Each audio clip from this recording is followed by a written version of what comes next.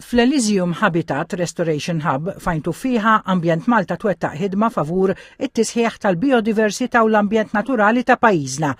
Jaħdmu f'dan il-ħab 20 ħaddiem li wettqu diversi xogħlijiet ambjentali fosthom it-tħawwil ta' siġar u veġetazzjoni indiġena u mediterranja adattata għall klima Maltija, ir-restaw ta' ambjenti degradati u l-manutenzjoni kontinwa ta' diversi siti.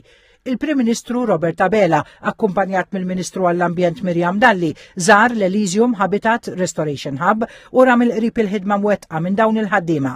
Matul iż-żjara l-Prim Ministru Abela u l-Ministru Dalli żaru iż-żoni inklużi Serer fejn jitkabru jiġu ndukurati s-siġar, arbuxelli u pjanti indiġeni qabel jiġu trasferiti biex eventwalment jitħawlu madwar Malta u Kemmuna.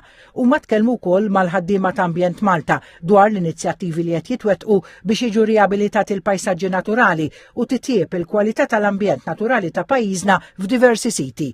Ġie spjegat kif il-ħidma fl-Elysium Habitat Restoration Hub tgħin biex tissaħħaħ ir-reżiljenza ekoloġika ta' pajjiżna u jinħolqu spazji aktar ħodor li jistgħu jgawdu l-familji u ġenerazzjonijiet futuri.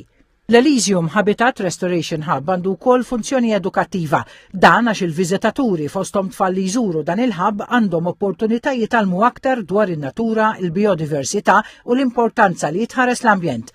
Il-Prim Ministru Abela temm din iż-żjara b'diskussjoni informali mal-ħaddiema fejn matula ġiet rikonoxxuta il-ħidma professjonali u kontinwa tagħhom f'dak li għandu x'jaqsam mal-ħarsien tal-biodiversità u l-ambjent naturali ta' pajjiżna.